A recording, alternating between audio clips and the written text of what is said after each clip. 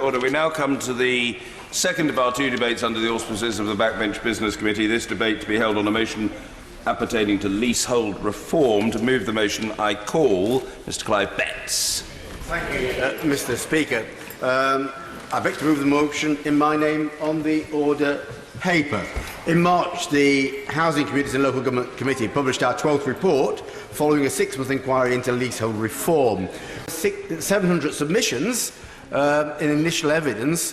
What we also had was, as we had our evidence sessions, many leaseholders getting in touch with us and saying, "Me too. We've got exactly the same situations as the witnesses to your inquiry are explaining to you."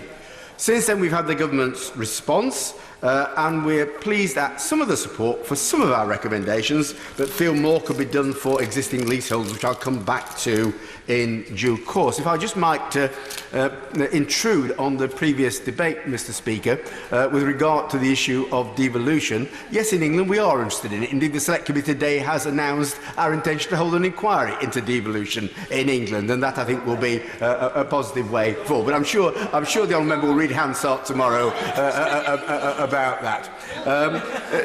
Mr. Speaker, we uncovered a scandalous situation, or scandalous situations, because they varied in many respects. But some of the worst were around developers often selling their properties, funded by the Help to Buy scheme, giving purchase inducements to use a solicitor of the developer's choice, that solicitor not explaining to purchasers the full impact of the purchase they were making, not giving full information about ground rents or permission fees, and sometimes not even making it clear the difference between leasehold and freehold and what people were buying. And then being promised, well, it's all right because you can buy your freehold in due course in a given period of time for a given sum, only to find when they tried it, the freehold had been sold on to a third party. And we also heard other really bad examples of people in flats being given unexplainable, unjustifiable service charges and, of course, excessive commission fees as well. In the worst cases, people have been left trapped in unsellable and unmortgageable homes. And too often, we concluded, words from the report, leaseholders have been treated by developers, freeholders and managing agents, not as homeowners, but as sources of a steady profit for the other parties, and that is simply unacceptable. We also concluded, Mr. Speaker, that there really was no link at all between the ground rents that were paid and the service delivered for the leaseholders. Nothing at all. And in most circumstances, completely unconvinced that professional freeholders provided any significantly higher level of service than the leaseholders could have provided themselves. So we've done a comprehensive report. There's a lot of recommendations, Mr. Speaker, and I'll go through some, but not all of them, because there are so many. But must pay credit at this stage to the work of the all-party parliamentary group, and I see many of the officers here today who did an awful lot of work. To all my colleagues on the Select Committee, this was a unanimous report, controversial and far-reaching recommendations, but unanimous, and also to the Leasehold Knowledge Partnership and the National Leasehold Campaign, who have done a lot of work to get this issue in the public domain. As I say, government generally positive about new properties, but probably less committed about certain recommendations for existing leaseholders. So on new properties, the positive steps forward, the government are agreeing. A ban on leasehold on new houses, that certainly needs to be brought in. Where leasehold is done in the future, then the payment for ground rent should be a peppercorn. The government have gone back from the £10 suggestion to a peppercorn, their original proposal. That is good. That we've asked for clear standardisation of information for leaseholders when they buy their property. Government's accepted that for new purchases, but not for resale. And I think that's something we may need to come back to, because that's an important issue as well. Some areas where we haven't made as much progress, Mr. Speaker, perhaps. On common hold, we recommended, we were very positive about the future for common hold, that it should become the primary form of tenure. The government called for it to be a viable alternative. Now, we know there's work to be done about the legal position of common hold about the availability of mortgages, but the government ought to be a bit more enthusiastic than perhaps they have been so far. We also called for a ban on inducements for purchase to use particular solicitors. Government hasn't gone that far. They've talked about better redress, greater transparency, asking the regulators to be more proactive. We don't think that goes far enough. We also called for any permission fees which are in the original lease to be no higher than the administrative costs of those fees. The government has said that's a matter for Lord Best's review of the regulation of property agents. Again, we'd hope that the government would say, and we'll be looking forward to implementing recommendations from the review, but they haven't gone that far either. On existing leaseholders, Mr. Deputy Speaker, then that's probably where we still have more progress to make. I think we recognise the complications of this, but nevertheless we also recognise the suffering of leaseholders at present that do need addressing. On the positive side, the Competition and Markets Authority, we called for them to do an inquiry into mis-selling. I met with Lord Andrew Tyree personally. He is committed to this inquiry that he's announced. He wants to do something. He recognises the problem, and I think we very much look forward to that. I just would have hoped the government would have said, yes, we want the inquiry and we want to implement what it finds. We're still in a bit of a, yes, we're looking forward to the inquiry, but not quite sure what we're going to do with it when we get it situation. We've also called, and these are really important issues, for retrospectively dealing with onerous ground rents and onerous permission charges. They both need addressing. You can do it under human rights legislation. We took detailed advice and evidence on this. And again, the government's response seems to be, well, there are voluntary deals being done with various developers about this.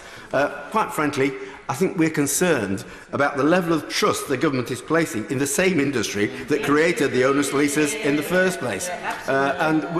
They don't go far enough. Often the links to RPI can lead to very high figures in the future. They don't often apply to the real sale of property. And of course, they don't cover permission charges, any of the arrangements that have been arrived at. So we certainly want to go a lot further than that. Again, on permission fees and retrospective action, the government said, look for the CMA report, and we understand that report will not just be about mis-selling, but about whether the conditions so far imposed are unfair in consumer law. And certainly we want to have a look at that when it comes out. We hope the government's going to act very quickly with that report, and also the report which has been done in parallel by Lord Best, this review of property agents, again, which is going to look at permission fees as well. And some of those fees are quite scandalous, Mr. Speaker. £3,500 to put up a conservatory. Before you start the cost of the conservatory, £68 for a doorbell, £100 to answer an inquiry. These are outrageous. They are not justifiable. They are unfair. They are scandalous, and action needs to be taken on them. Some areas where we have got clearer statements from government, and I think we should recognise that. Government wants to see standardised forms for service charges, because lots of evidence we had that no service charges just came out of the blue. You couldn't explain what they were, you couldn't justify the amounts. In some cases, you couldn't even find the service that was being charged for. So that needs doing. Lord Best's review is looking at that. We hope the government acts quickly when it comes in.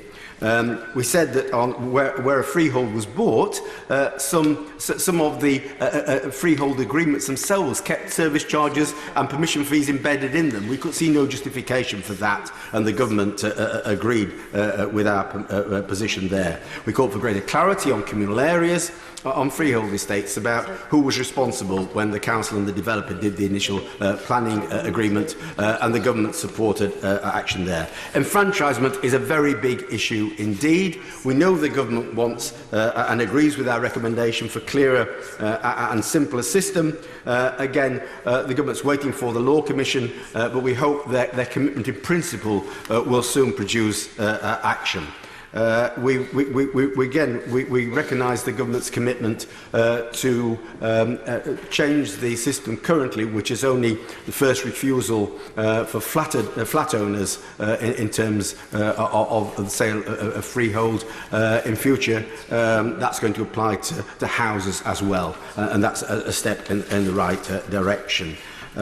We also recognise the government's commitment in most cases to ban the freeholder collecting from leaseholders the costs of going to a tribunal when the freeholder loses, and that's an important step forward. It's quite frankly outrageous that someone can win a case in a tribunal and then found that they're paying through extra lease and service charges for the price of winning there. Forfeiture. Government's a little bit mealy-mouthed over that. Forfeiture is completely wrong. It's unjustifiable. It's not that it doesn't happen very often. It's the threat of forfeiture happening which actually forces many leaseholders not to challenge and to back off. So we do need action there as well. And also, an important issue often forgotten about, sinking funds can be very large. They're unregulated currently, and the government suggested Lord Best's review look at that, and we look forward to this review because there's a lot of things it's going to have a look at. Many other issues, Mr. Speaker, and I can't go into them all in detail because there is a very long list of recommendations and responses from government. Issues around redress, government positively trying to look at those, but please get on with the housing court. Having a housing court in one simple way for people who have got problems with their housing, whether as tenants or leaseholders or in other circumstances, to know where to go in a simple and effective form of redress. We welcome the government's commitment in principle, but it's been a long time that principle sitting there. We need some action on it. In the end, Mr. Speaker, the government is right to say this is a really complicated area of law. There are lots of acts of parliament, lots of regulations. So what we suggested as a committee was very simple. Let's, in the end, recognise the changes that need to happen, but also recognise there will be enormous benefit in the long term for everyone if we had a wider review of the whole legislation around leasehold, give the Law Commission the funds to do it, and the government again has really backed off that proposal. At least agree that, Minister, today, because that's a very simple suggestion, but one in the end which could have enormous long-term benefits. Thank you. A 5-minute limit on backbench speeches will need to apply with immediate effect. Sir Geoffrey Clifton-Brown. Mr. Speaker, thank you for allowing me to catch your eye in this. Thank you, Mr. Speaker. Thank you for allowing me to catch your eye in this debate, and I'm really pleased to follow the member for Sheffield South East. He is one of the most knowledgeable people in this House, as being chairman of the Select Committee, and his Select Committee, I pay tribute to him, has done some excellent work in this field. Mr. Speaker, I have been I'm one of the few chartered surveyors in this House. I draw attention to my register of members' interests. I have managed properties of all sorts for over 40 years. Therefore, I have a degree of knowledge in this area. The basic property law in this country dates back to the time of William the Conqueror, and in particular, 1086, when the Domesday property book listed every single property in England. So the law has progressed since then. In particular, the law on leasehold arose because landowners wanted to come to an agreement with one or more persons to occupy their land for a variety of functions. Sometimes it was to farm it, sometimes it was to build buildings, other times it was to run a business. And the leasehold law arose. It has been amended many times since then, as the Honourable Gentleman has alluded to. But in recent years, in my constituency, there have been a number of scams relating to the leasehold law, and a number of scams in particular relating to the freehold law, and I want to just go into one or two of those. As the Honourable Gentleman said, the two areas of scams for leaseholds are around either the ground rents or the service charges. Now, the ground rents in older leases tended to be a fairly small proportion of the total cost. But in recent years, modern developers have hiked the ground rents, often doubling them every 10 years, and the so-called proposals to modify that with effect to RPI actually could lead to an even greater scam, because if inflation starts to rise, you could find ground rents not only doubling every 10 years, they might double every 5 years. So I think we need to look very carefully at that proposal, and there are proposals to make ground rents more moderate. The other area, which is perhaps a bigger concern, is that of service charges. And service charges can often be completely unknown, and they can often include elements that are not immediately apparent to a purchasing person buying a leasehold, such things as administration fees, accountancy fees, commissions, insurance, and so on and so on. The list goes on forever.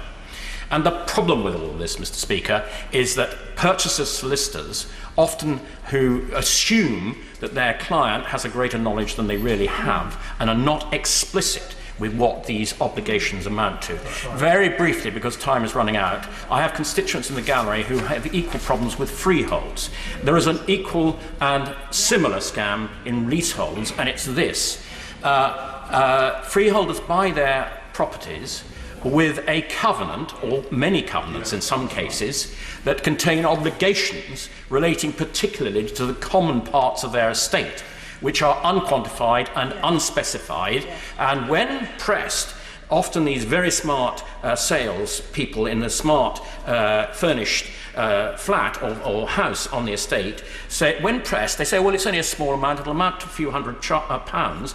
Actually, when they get their first bill, they suddenly realise what they're locked into. And in some cases, these charges are so high, as with the leasehold, that it effectively makes the properties unsaleable. So I think we need to look very carefully at the purchasing system in this country. I think the government needs to work with the Law Society to make absolutely sure that all solicitors make it explicitly clear to their prospective purchasing clients what they are letting themselves in for. And again, in my experience, and I don't wish to knock either my own profession or the legal profession, but they tend to be fairly blasé about inquiring into what the arrangements are for managing these common parts, which I say can be very expensive. And the government needs to look at arrangements so that if groups of people representing their estate wish to take over this management, it is much easier for them to do so.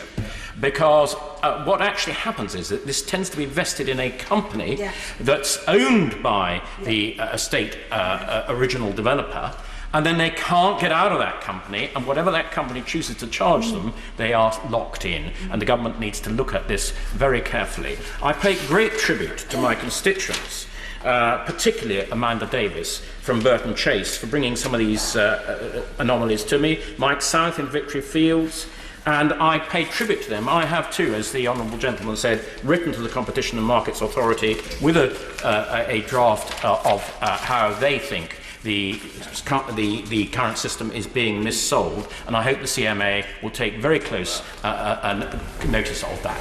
Rosie Cooper. Thank you. Thanks both to you, Mr. Speaker, and to the Honourable Member for Sheffield South East, who presents this report for on leasehold for debate. Before I make my observations, I must declare my own interest, as I too am one of the many thousands who've been caught in this leasehold trap. It appears we have 18th century practice operating at 21st century prices, and more fundamentally, that a person's home is not really their own, with the freedom to do within it as they please. In West Lancashire, nearly a quarter of homes in 1617 were leasehold, and that figure is still over 15% in 2018. The issue seems to be that we've strayed into being an extortionate, money-making racket at the expense of house owners. They're forced to pay extortionate ground rents, locked into rip-off service charges with well over 50%, nearly 60% lacking an understanding of their contractual obligations. As the member for Sheffield South East spoke previously, he talked about inducements to use the preferred solicitor of the developer and a lack of information which follows. Well, I can tell you for a fact that Redrow in the Northwest simply pass all their clients' details to Bannister Preston solicitors, and it is assumed that they will act for you. It's time for the Solicitors Regulation Authority to wake up and act. Perhaps leasehold wouldn't be so talked about so negatively if leaseholders didn't find themselves obliged to Dick Turpin-like companies who require them to stand and deliver. And in this case, it's your money and your home thereafter. The government also needs to look at councils who, in concert with developers, contractually agree to sell the freehold to the developer, but only when all the houses are completed. That allows salespeople to say, we don't own the freehold, knowing full well they will, and then they'll get a huge ransom from selling the freehold on before anyone knows, and they can say it's got nothing to do with them. In Liverpool, for example, the council sold the freehold of one site to Redrow for £1. They then sold it on for £175,000, whilst saying that this was the best price for Liverpool taxpayers. Where was the district auditor, I ask? My colleagues tell me this practice is not unusual, going on all over the country. Liverpool have banned countryside property from Liverpool, and the Mayor's quite rightly said we won't be making any more deals with developers that put people at risk. So I ask, is it now time to ban Redrow? We need to find a way to ensure that thousands who are already caught are given an exit option on fair terms. Everybody knows being charged to receive an email, it takes 4 weeks to come, no phone numbers, extortionate prices to carry out any works on your own property, being misled, being told you can buy the freehold in a couple of years for a few £1,000s, to then find it's been sold on and no first refusal given to the leaseholder. Some don't even offer direct debit, so those who forget to pay their twice-yearly charge, slapped with further charges for late payment, threatening and heavy-handed letters. But it doesn't end there, because those who do engage and manage to buy can find that they are not buying a freehold, they're buying a virtual freehold, in which the reality is that they've simply bought out the ground rent.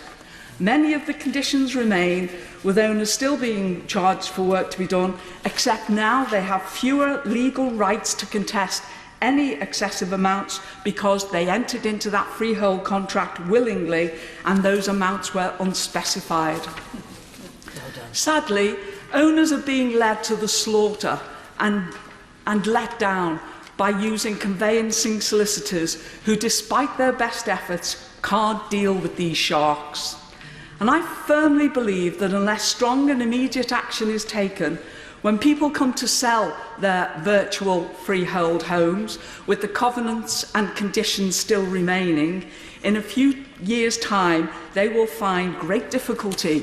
And I forecast to the government that the freehold scandal will erupt again. We need leasehold reform now. It's in your power to do it now, and households right across the country demand you do it now. Bob Blackman. Thank you, Mr. Speaker. A pleasure to follow the honourable member for West Lancashire. When we started off on the Select Committee looking at this particular area, the Chair and I will recall that the user groups that came in front of us said one thing they wanted was the abolition of leasehold outright. And in fact, they regard it as fleecehold as opposed to leasehold. I am concerned about the government's responses to our report. It's very detailed. It has excellent recommendations, but I would say that because I was party to the report and agree with every single one of those recommendations. And in large notes, the government has just said, we note what the Select Committee has said. No commitment to action. And my request this afternoon is that we have action from the government to implement our report. I draw an immediate distinction between the sale of houses and flats. I mean, clearly there is no justification whatsoever for a house to be sold on a leasehold basis. There is justification for flats, and the one thing I would say about common hold, I think there does need to be a position whereby there is more promotion of the subject and encouragement for people to participate and use common hold, but we must always remember there will be some elderly and vulnerable people who don't want to exercise more control over their properties. They may be happy to have a leasehold property where someone else will manage it for them, and we have to be cautious on that subject.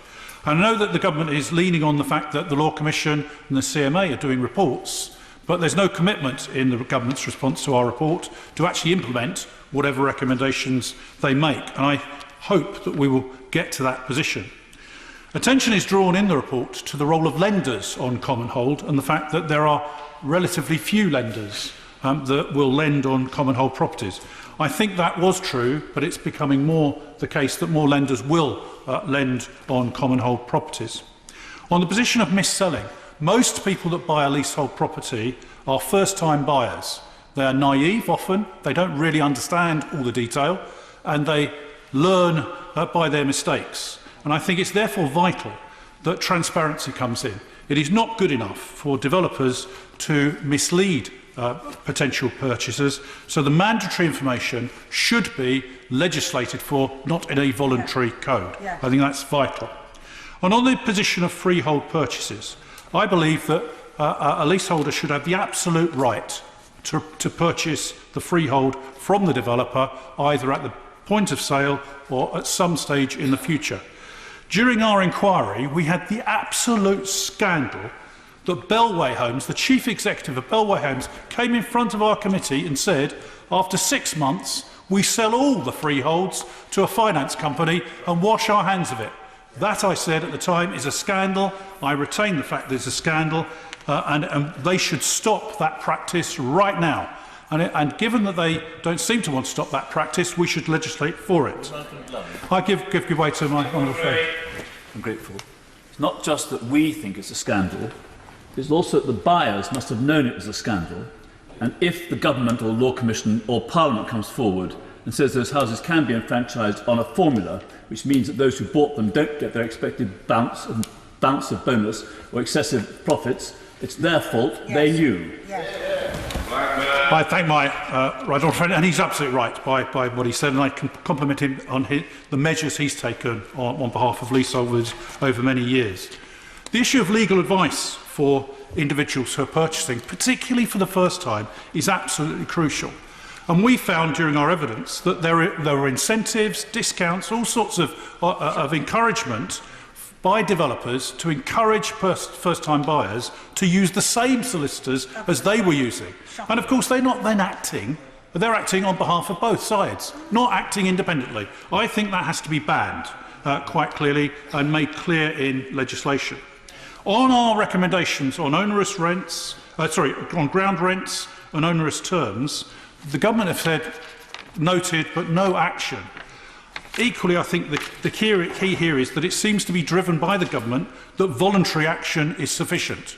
I make the point that after looking through all the evidence and hearing everyone that has come before us, voluntary action is not acceptable. We have to legislate for it and force developers to do the right thing, otherwise they will not. I also think that we have to draw this distinction between when we legislate on a position whereby going forward people are protected, and we then have to consider retrospective legislation to right the wrongs that have been done to leaseholders over many, many years.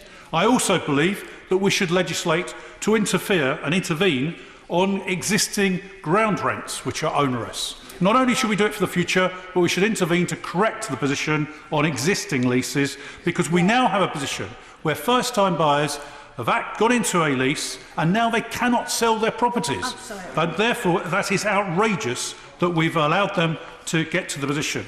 The chair of the Select Committee has mentioned the position over permission fees. It is outrageous that you put a conservatory on a property that you bought and suddenly the developer is saying, I want thousands of pounds for you putting something on the back of your property. It's outrageous. It should be outlawed. Indeed, on service charges, on sinking funds and estate management, enfranchisement and forfeiture, it is not good enough for the government to just lean back and say, we note what you've said, we'll consider what needs to be done, we need legal action.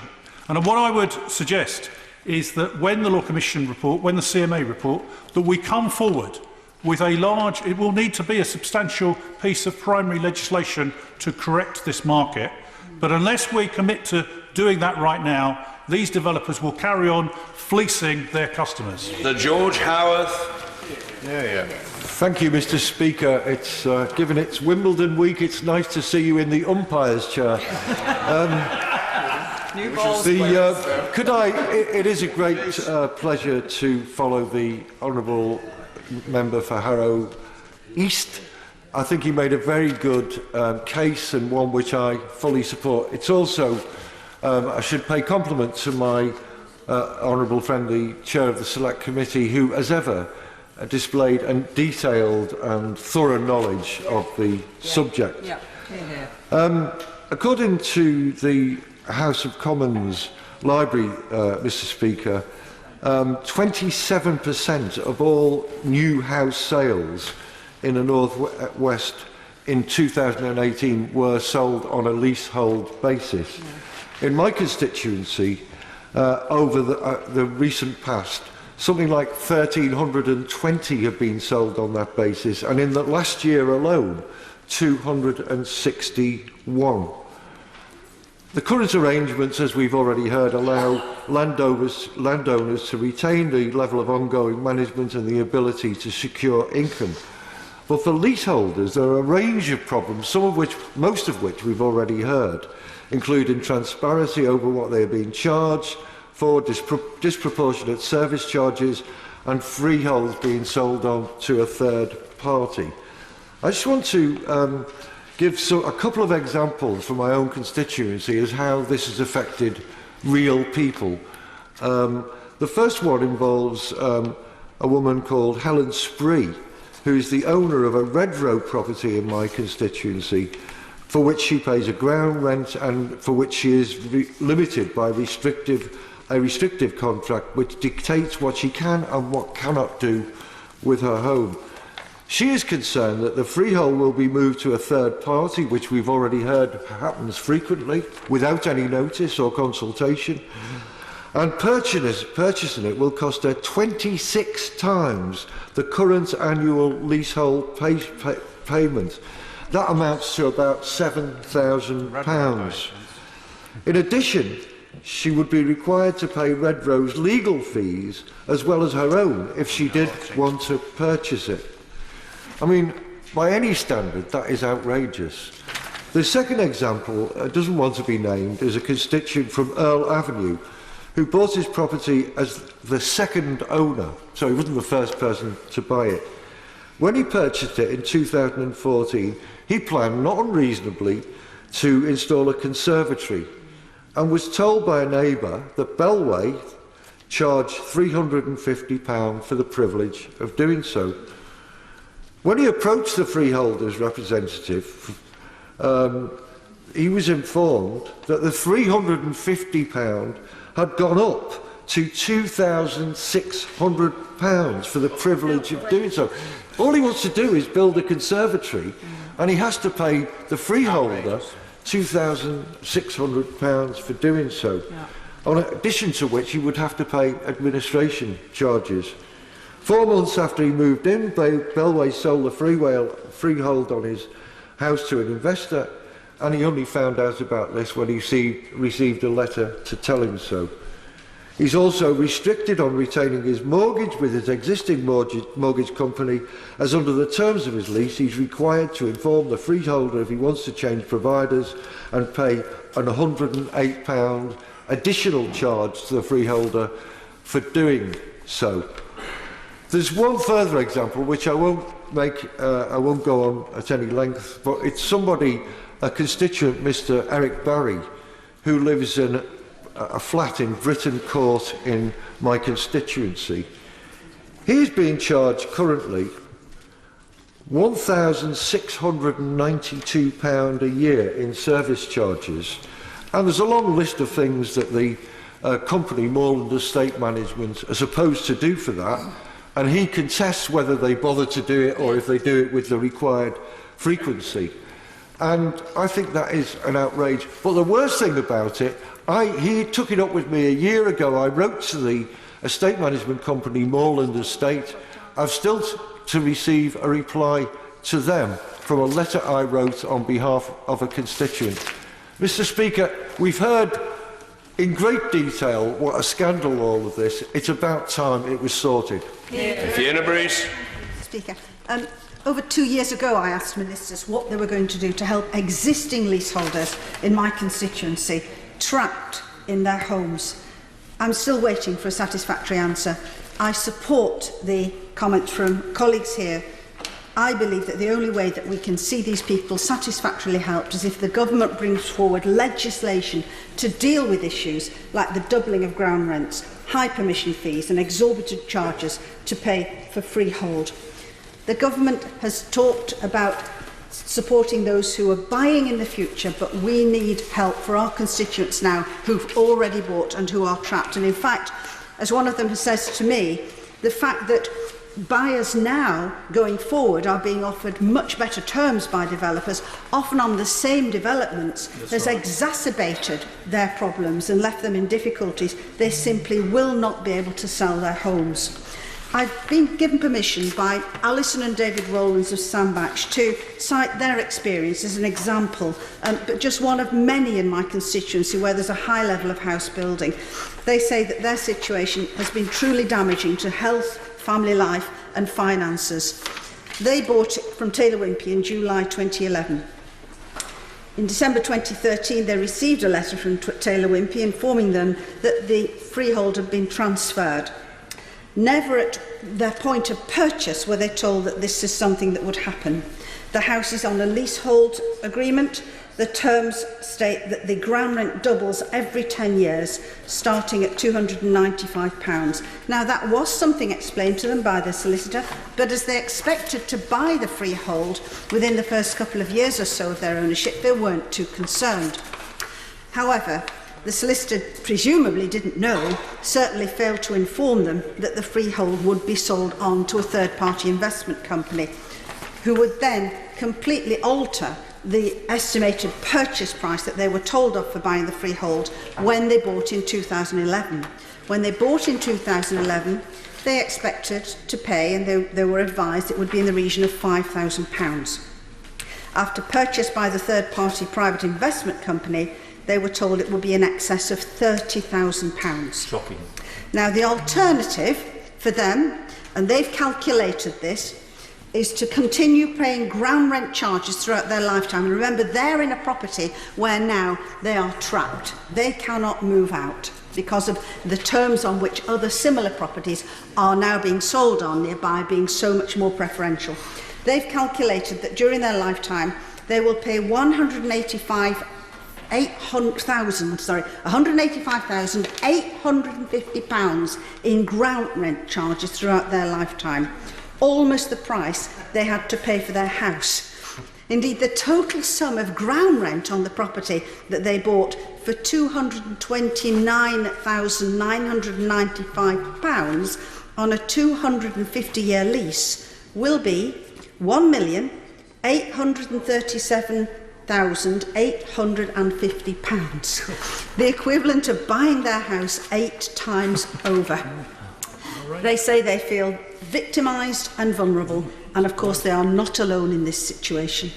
Government needs to act as a matter of justice to help these people. Government has acted effectively retrospectively with regard to a number of individuals in my constituency who have bought properties to rent out. They bought on the basis that the mortgage interest that they would be paying would have tax relief.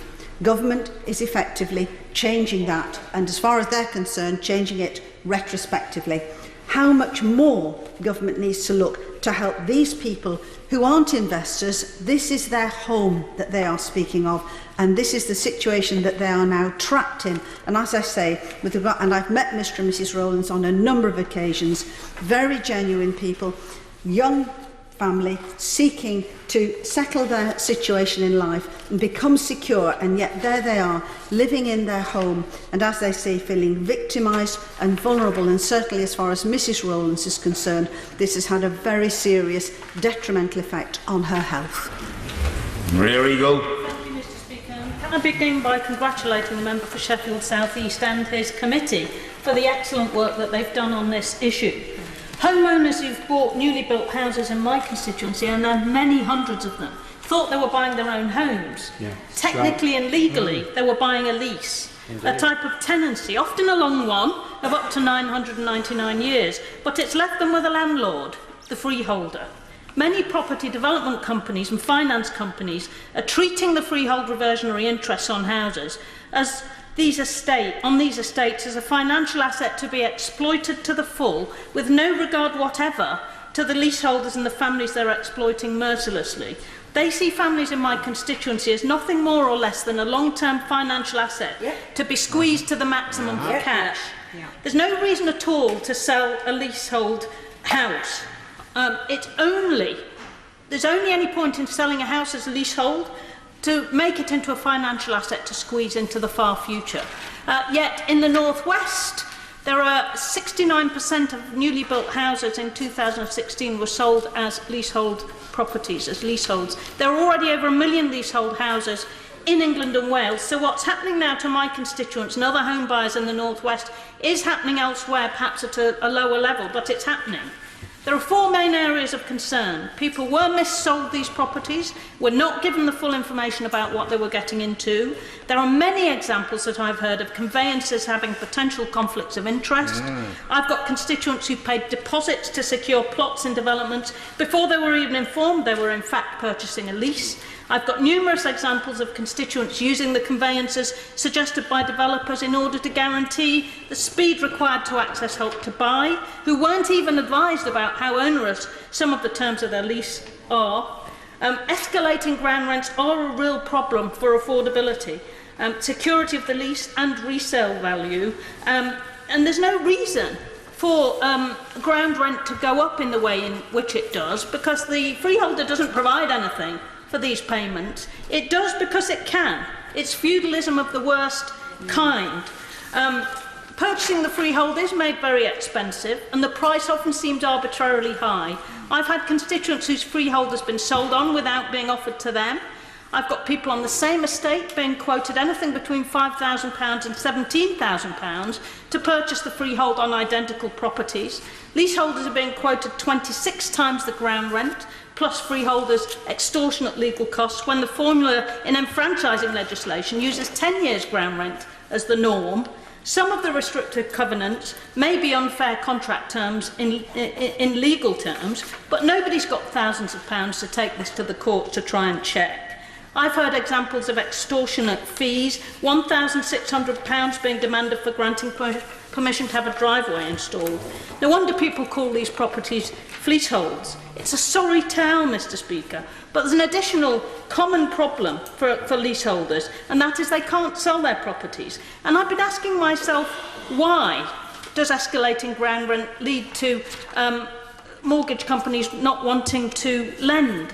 I've got constituents whose sales have fallen through, but why is it? Perhaps the answer lies in the landlord-tenant relationship that's the essence of the freeholder-leaseholder relationship. I saw a piece on the website of a legal firm, Mishcon de Rea, which addressed this issue. It said that long leases can sometimes count as short-hold tenancies. According to this piece, this cannot be the case where the ground rent is a peppercorn, but where the ground rent is over £250 or £1,000 in London, the lease is covered by the Housing Act 1988 and counts as an assured short-hold tenancy. Now, I find this shocking. Where ground rents escalate, the leases are likely in time to come to fall into that category of assured short-hold tenancy, and such tenancies are designed to be the least well protected. Assured short-hold tenancies can be relatively easily terminated, and therefore the lease forfeit by the landlord or freeholder. In most leases there are provisions, quite draconian, for that to happen. Because assured short-hold tenancies allow relatively easy termination in the 1988 Act, gave courts the right to grant relief, cancelling the forfeiture if the rent is paid. However, the power to grant relief doesn't apply to assured short-hold tenancies if at least 3 months' rent is more than 3 months overdue. In such circumstances, forfeiture must be ordered by the court, and this raises a terrible prospect of homeowners losing their homes simply because they didn't realise this had happened. The government must do something about this, and it must do it now. Dr. Matthew Offord. Speaker, the Department for Communities and Local Government estimates there are 4 million leasehold homes in England, of which 70% are flats. Because almost all flats are leasehold transactions are more common in London. In my own constituency, in the Colindale ward, there are almost 10,000 new properties, predominantly flats, on 100 hectares of land. That figure does not include the additional developments at Millbrook Park in Mill Hill, Stonegrove and Edgware, and the additional properties proposed by the Mayor of London. When I owned a flat there would always be a problem with the service charge in the Hendon area. I had a neighbour, Les Miller, who would always challenge the service charge and speak to the managing agents, and he would always resolve the problems. Now, not everyone has someone like Les, and they're not that fortunate, but he was a perfect candidate as he was retired and he was able to devote his time to that. But some of my other residents groups have appeared in places like Colindale. In the Colindale Village Residents Association at the Pulse in Colindale, Joey Skye acts on behalf of many people who have particularly parking problems on the estate. This has arisen because there are 3 different managing agents for the same development. And indeed, there are just 48 parking spaces for 1,000 tenants on their properties. With the introduction of a controlled parking zone in Colindale, residents are going through hell as they simply cannot park on or off street. Up the road in Beaufort Park, the development there, residents are paying around £800 to park their cars. For that, they do not receive a designated parking space, are simply allowed to park in a vacant space in a parking zone. The Beaufort Park Residents Association is not recognised by the developers, as the developers say that they will only recognise any such group if a percentage of the owner-occupiers come together and form a group. Unfortunately, because there are so many overseas investors in the development, their concerns are ignored, which I think is a great mistake, as these are very sensible people and are seeking solutions to the problems that many people experience. But there are other parts of my constituency that are having problems with leaseholds. Edgware Green development in Edgware, the residents have been trying to buy their freehold of their properties from Barrett Evolution. The issue is complicated by the discovery that some freeholds have already been sold on to another company. Many of the residents were not aware of this and were not given the opportunity to purchase the lease themselves. Now, the new freeholder is increased the annual ground rent by almost 32%, and the residents have had to engage a solicitor collectively to assist with their purchase, as the matter is really not very straightforward. I'm very grateful to the honourable gentleman for giving way. There's a similar situation in Cheltenham where the freeholder's been passed on, and what then happens is the freeholder completely goes to ground. So when my constituents try to make contact with that individual, that company, they can't get hold of them, and then they're unable to sell their properties. It's an appalling situation. Does he not agree?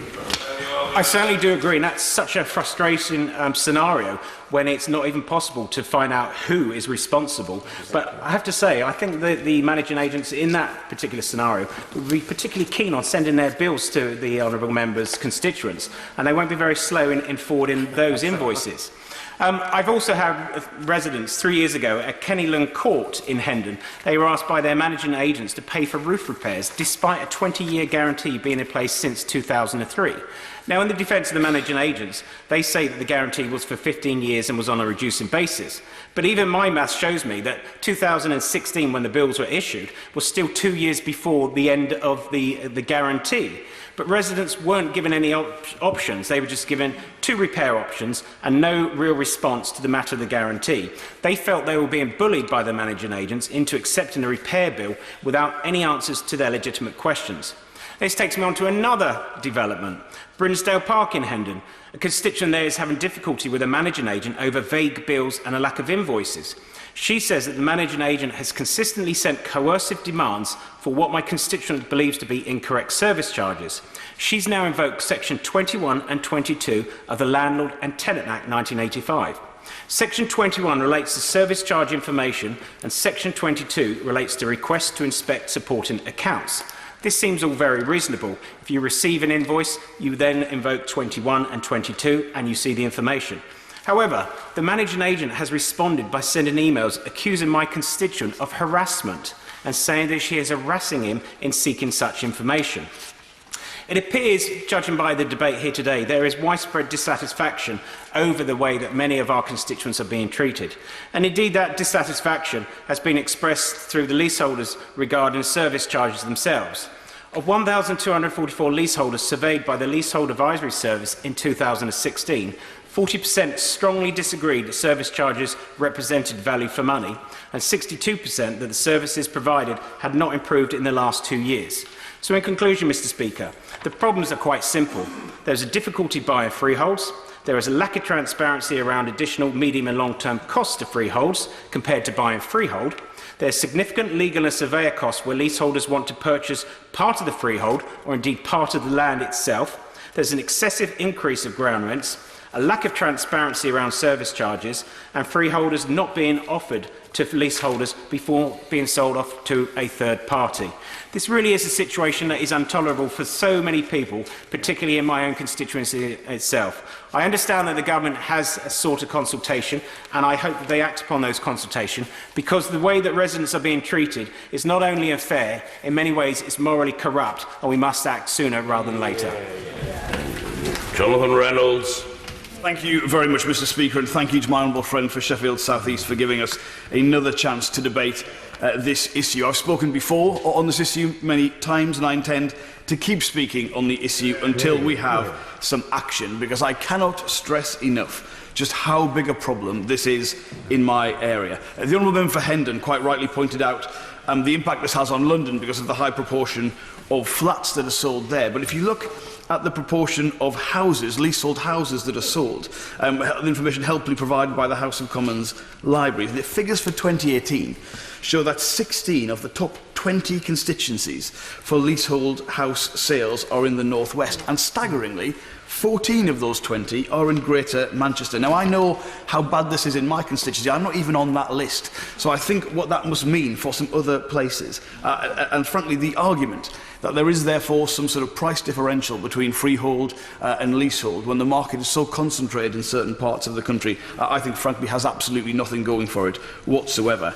In a previous debate that we had in Westminster Hall, when I was looking back at my comments, I said this, that I am genuinely shocked by the stories I hear in my constituency and that we hear in debates like this, that I do not consider myself someone prone to hyperbole, but I would go as far as to say that the only fair description of some of the practices we hear about in these debates is legalised extortion, because there is simply no relationship between the services that are being rendered and the costs that are charged for them. And I stand, Mr. Speaker, by every word of that statement today.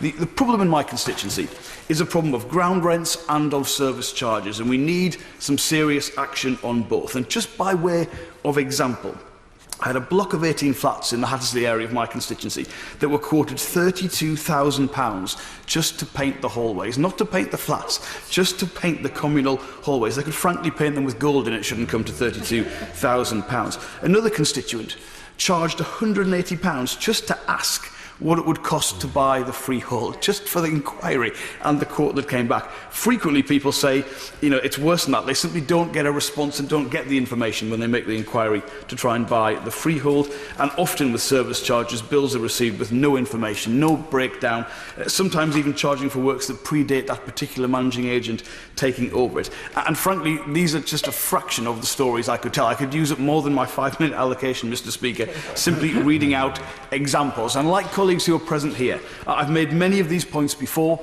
and these are always good debates. There's a great deal of expertise, a great deal of goodwill, a great deal, I think, of consensus. But frankly, everyone I see in this chamber today, I've seen in previous debates. And I think this is the group of people who really know the problems. But frankly, we need some action, because we're sick of making these points.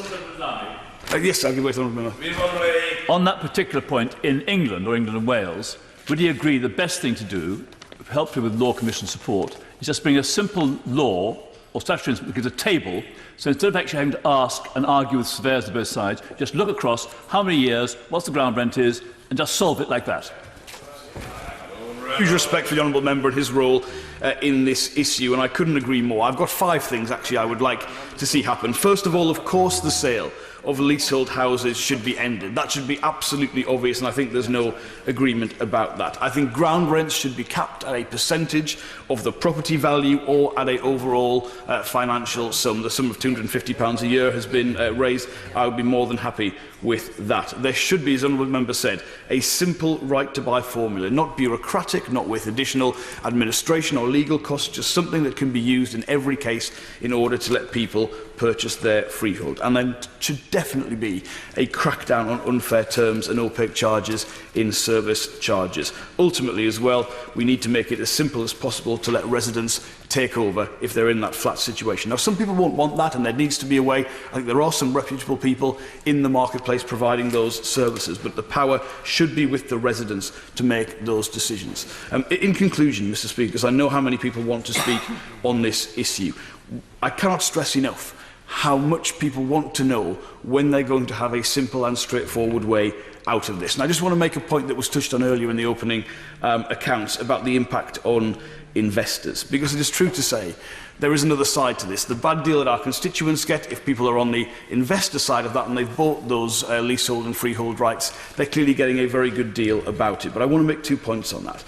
Colleagues will be aware, when I'm not speaking from the back benches, I speak from the dispatch box for the Labour Party Shadow Treasury team as the Shadow City Minister. And I would say, first of all, that institutional investors, particularly those based in this country, have some of the best research and analytical functions of any businesses going, and they assess all kinds of risk, including political risk. And I cannot understand how anyone would invest substantially in this area without knowing of the political risks that have been raised frequently about the will of Parliament and our desire to see some change in this area. And second of all, there are many, many precedents of where this House legislates to limit unfair contract terms and conditions because the power balance, the relationship between both parties is not right. I simply cannot say enough how much that applies in this case. I think this is symptomatic of how our housing market just doesn't work anywhere near how it should. I don't think our land allocation system works. I don't think the design of new homes works particularly well. I don't think the power of developers is right in our system. I don't think the affordability of homes is anywhere near correct. And I don't think this leasehold system is fit for purpose at all. Now, some of those things you can influence on a local level, and in my constituency, we're trying to do that. But some things require parliamentary legislative action, and this is one of them, and I think we agree on that, so please, let's get on and do it. Jones. Mr. Speaker, buying a home is the biggest single commitment that anybody will take on. In this country, 85% of people want to own their own home. We encourage people to own their own homes and make it an investment, and we encourage them so that in later life people have security, so they are not reliant on the state. Now, if we are going to encourage that, we need to make sure we are giving those people every confidence in their investment and every protection that we can. Now, I welcome the report from the Select Committee. I'm not going to go into detail of the whole report, which would be very difficult to do in the time that we have this afternoon. But I do want to touch on a couple of things. First of all, I want to mention common hold, which I saw featured heavily in the report.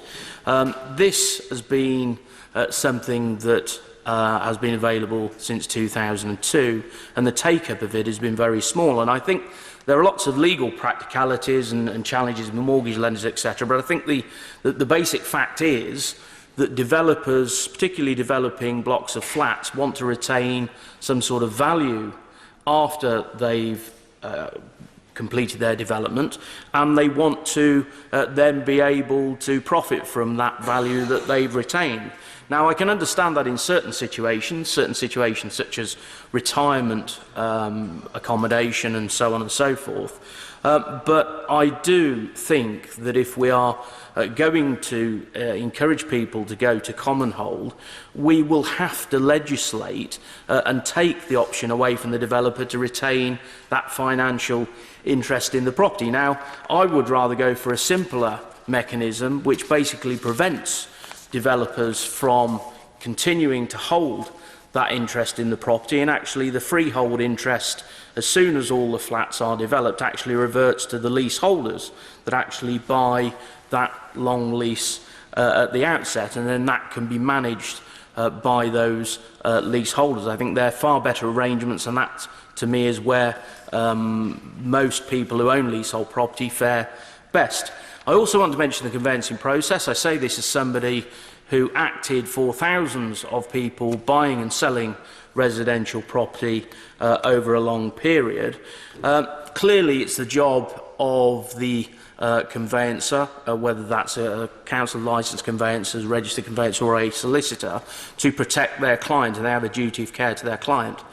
The way these arrangements are with new developments, new developers generally have 2 or 3 on a panel of solicitors that they will recommend, and they, by hook or crook, put every single person virtually that is buying to those people.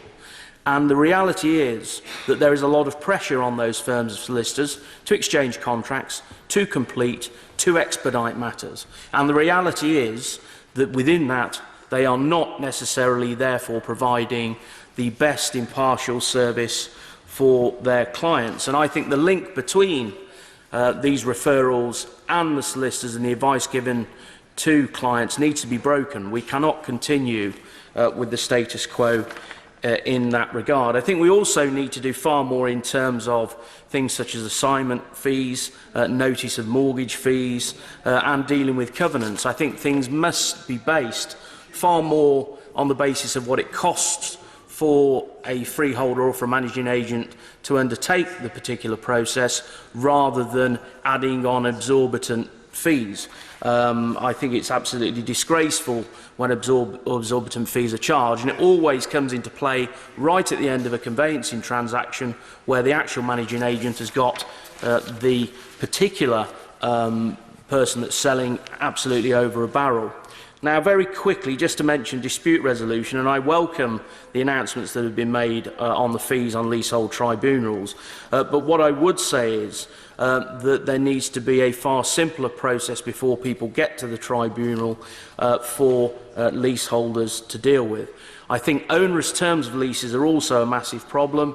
I'm aware of several constituency cases where that has caused families a major problem, and I think we also need to make sure that we don't have leasehold houses. There is no necessity for leasehold houses, and to me, I know there's a cost involved, but I think we should move to a system where very little is managing agent and provided by the tenant, and people should get value for the council tax, and we should go back to more of an estate being adopted and paid for by the local authority, and then people can hold their local councillors to account if they're not getting what they're looking for.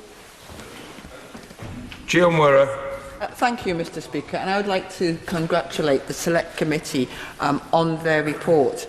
The fact that in 2019 so many British people owe their homes to what is a feudal property relationship is absolutely astonishing, and I am proud that the Labour Party has announced it will end this ancient and anachronistic practice and ensure justice for leaseholders.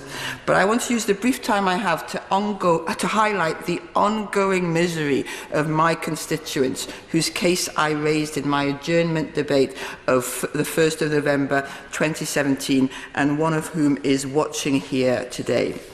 Mr. Speaker, the St Thomas's area of Newcastle, as you know, is one of the most beautiful parts of what is a very beautiful city. There are a large number of fine houses which anyone would be proud to call home, but for some they have become a prison. Families with children uncertain as to whether they can afford to pay mortgages they cannot change, a refugee whose family has outgrown their home but who cannot sell it, a pensioner who wants to move to be near her grandchildren but who cannot, a couple in their 70s faced with 6 flights of stairs and rising maintenance costs. The charity who owns their freehold, the Mary Magdalene and Holy Jesus Trust, refuses to extend their leases or sell the freehold. The Trust was formed to support the free men of Newcastle. They also date from feudal times, from the ancient guilds of our city. Today, the freemen are not generally considered to be amongst the poorer members of our society.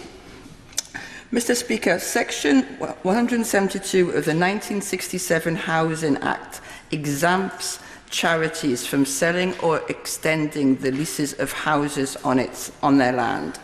Now, the National Trust is in a similar situation, and in response to the committee's consultation, they offered to buy back the freehold from the leasehold from buyback properties whose freehold they did not want to sell.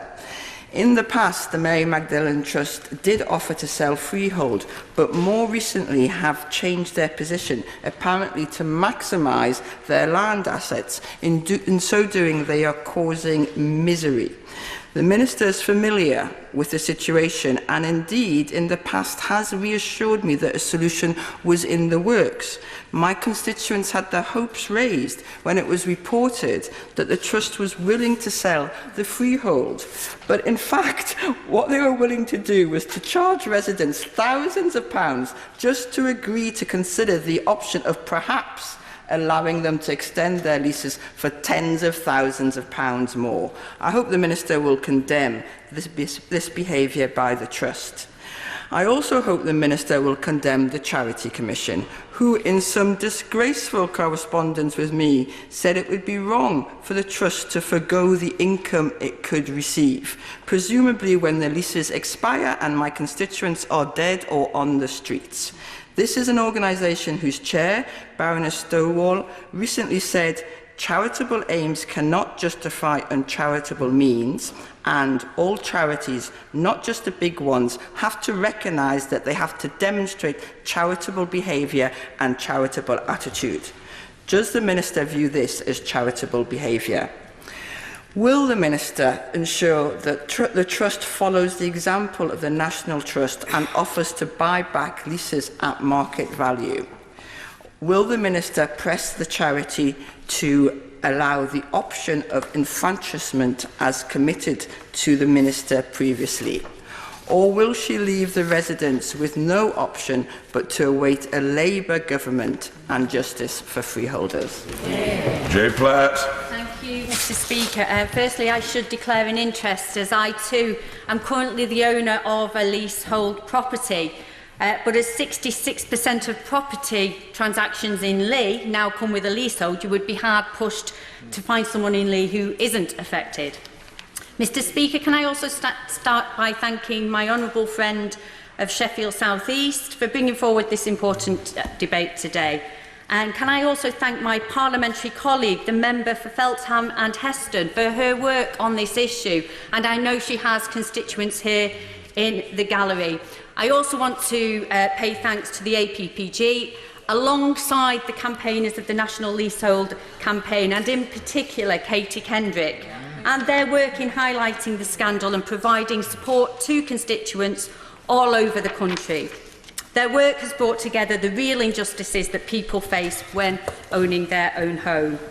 So, representing a constituency in the North West, the leasehold scandal is particularly hitting our residents. In 2017, 31% of house transactions in the North West were leasehold properties, compared to a national average of 3%. And in Lee alone, more than half of property transactions came with a leasehold. But to understand the anger and the sense of injustice that the residents of our towns feel, we must look at the history of how we have got into this situation today. So in our proud post-industrial towns, such as the ones that I represent, properties were often utilised by the once dominant landowners and manufacturing industries as accommodation for workers with peppercorn rents. But as our industries declined and our factories closed, these leaseholds were bought up by companies who now dominate the local property market. A feudal system of old transferred into a feudal system of the modern age. And as we have already heard in this debate, those freeholders have set into contracts new clauses, doubling these ground rents every few years. A peppercorn payment has turned into a sizable rent and is hitting families across our constituencies. This real and growing crisis has led to desperate families getting in touch with me to say that they are struggling to afford these payments on top of their mortgage and bills. And I think this is the important aspect of this. There is a real human cost to the effects that this can have. Yes, that's right. After a recent survey carried out by the NLC and SOS Silence of Suicide, which found that spiralling bills and charges are taking its toll on people's health and well-being. And why? All down to the fact that a loophole has been exploited and innocent families have been caught up based purely on where they are brought up or where they choose to live. The scandal is also understandably impacting our property prices and restricting the prosperity of our towns. As my honourable friend, the Shadow Housing Minister, pointed out earlier this week, the government have made 60 leasehold announcements since they came to power 9 years ago, but have taken no real action to clamp down on this injustice. So whilst I am glad that the government recognised the crisis we are particularly facing in the North West, their proposals simply do not go far enough. Their proposals offer nothing to help the hundreds of families in Lee who are already stuck in these contracts. It does nothing to help with their spiralling ground rents, and it does nothing to enable homeowners to escape their leasehold trap. So that is why I fully welcome and support Labour's announcement this week that we will not only ban new leaseholds, but also cap existing ground rents at £140 per year inly and enable homeowners to buy their freehold at no more than 1% of their house cost. These are the type of bold interventions we need if we are ever serious about fixing our broken housing market. Mr Speaker, from my weekly surgeries, I know how urgently we need leasehold reform. We need a radical shake-up to get our housing market working again. Patrick. Mr Speaker, I'm grateful for the opportunity to speak briefly in this, another leasehold debate, and I'm pleased to follow my honourable friend from Lee in this very well-informed discussion. I wish to thank the MHCLG Select Committee for their excellent report, but also especially to thank the Leasehold Knowledge Partnership and to Martin Boyne and Sebastian O'Kelly for their analysis of the Government's response and for their ongoing expertise and for their unstinting support for the leasehold reform all-party parliamentary group. Due to their efforts and that of the National Leasehold Campaign and others, this issue has risen up the political agenda steadily in recent years. But the plight of leaseholders is not new. Governments of both colours have tried in recent decades to improve the position of leaseholders and offer them more regulatory protection. This vulnerability has been increased because of the explosion of tenure as the demand for new housing has grown and the profits to be made have been understood. Some of those profits have been entirely unearned and border on profiteering and ongoing criminal exploitation. And popular in Limehouse, my constituency, has the second highest proportion of leasehold properties of any constituency. The tragedy at Grenfell only highlighted some of the problems leaseholders have faced from some freeholders, developers and some property management companies. Only one example of the lack of protection the law affords leaseholders, which led this government to decide to set aside £400 million for the public sector and £200 million for private sector blocks for fire safety work and repairs. There's been a lot of noise from the government, as just mentioned by my honourable friend, on other aspects. The 2017 Housing White Paper, the 2017 consultation on ground rights, the 2018 consultation on leasehold sector reform, the report on regulation of management agents and permission fees, and the government's engagement with the Law Commission on Commonhold, and for it to consult on enfranchisement and to help leaseholders buy freehold. And of course the Competition and Markets Authority and its inquiry having been written to by the Secretary of State. The Select Committee Chair, if I may say so, did an excellent job in his opening speech introducing this debate. Mr Speaker, I only want to make a few points. Firstly, the repeated defence the government has used as soon as parliamentary time allows in paragraphs 11, 36, 89 and 96, just to mention a few, and it's been regularly used from the dispatch box in recent years. If not now, Mr Speaker, in this Parliament, when? Secondly, I'd be grateful if the Minister could reassure us that Lord Best's inquiry into property agents regulation, permission fees, etc. is still on track for the end of this month. Thirdly, the Government announced for the third time leasehold house sales with exceptions will be banned. Can the Minister confirm that Help to Buy has shut this down meantime? And finally, lease forfeiture is a source of major abuse, as we've heard, with many well-documented cases being supplied. Yet government still seems hesitant here, and perhaps the Minister can explain why. On a separate matter, the Minister will know that the APPG officers, LKP and others have been critical of the Leasehold Advisory Service lease, especially following a recent meeting. Can the Minister advise when the APPG officers might receive a response to our request for an apology to our Secretariat? Finally, Mr Speaker, the Labour Party has published its policy platform on leasehold. Its 5 strong pledges are also very welcome, and I commend our shadow housing team on their excellent work, and I look forward to my honourable friend's response in the wind-up. In conclusion, Mr Speaker, Government have an impressive list of promises. I've mentioned some, but others also: ground rents on new leases to zero and a new housing ombudsman. And I commend the hard work of many civil servants in the department on this programme. But much, if not most, of the Government's programme, or perhaps even all, is subject to the great get-out-of-jail-free card if and when parliamentary time allows. Mr Speaker, leaseholders are and have been waiting long enough. Surely, Minister, it's now time to deliver. Bottomley. we owe progress to a number of people. I want to put Lynn Boyd as the first. She's the one who encourages Martin Boyd, who with Sebastian Kelly have created the Leasehold Knowledge Partnership. They've also got better retirement solutions to deal with exploitation in the retirement market.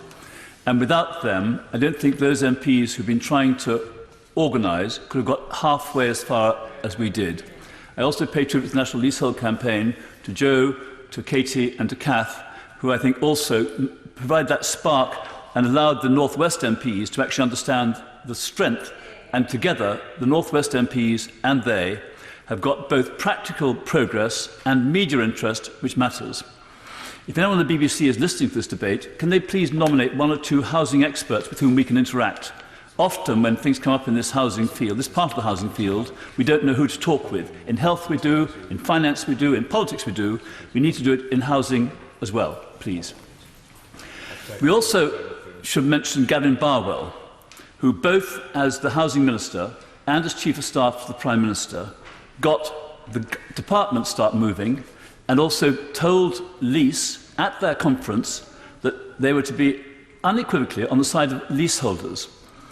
Martin Boyd has given a direct list of the number of times when Lease, through its conferences and in its publications, allowed and I would say encouraged expertise in how to exploit leaseholders, residential leaseholders.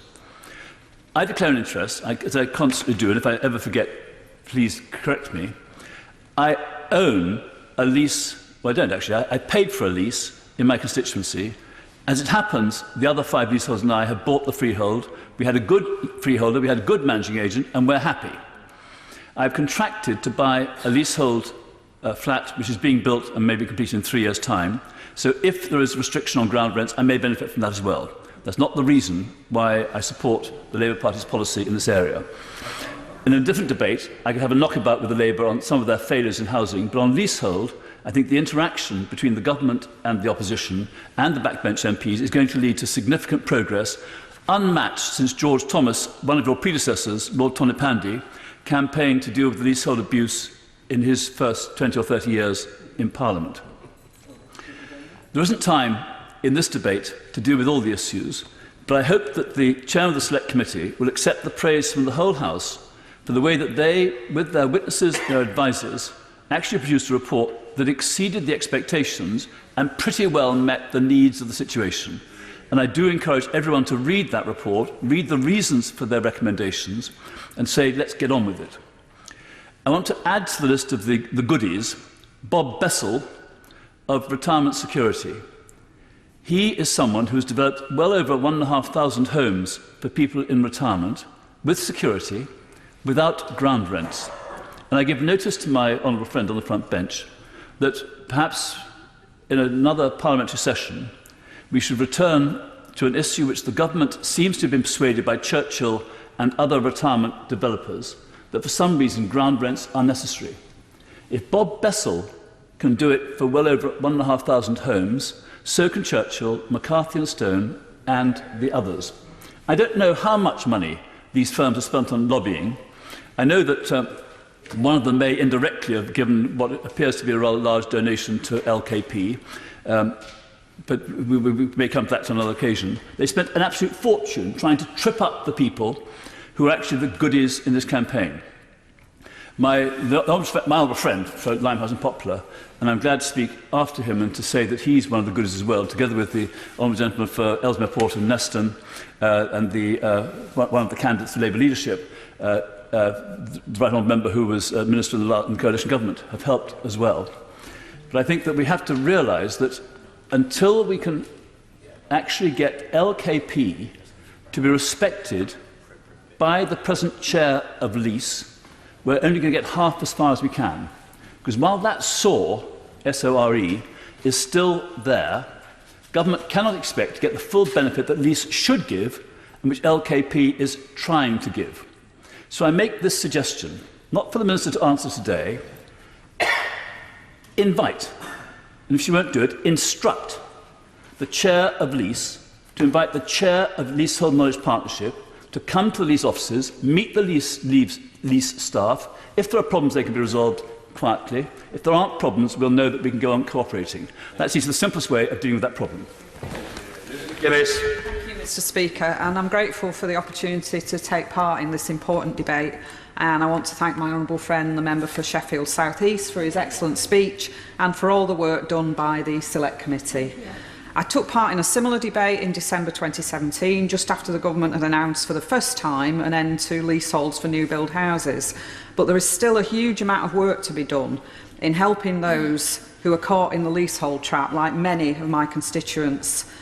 And I first became aware of this issue in 2016 when I was contacted by a constituent, Linda Barnes, and she told me that her house, which she had bought from Taylor Wimpey in 2011 for £147,000, had a ground rent that doubled every 10 years, and that ground rent had been sold on by Taylor Wimpey to E&J Estates.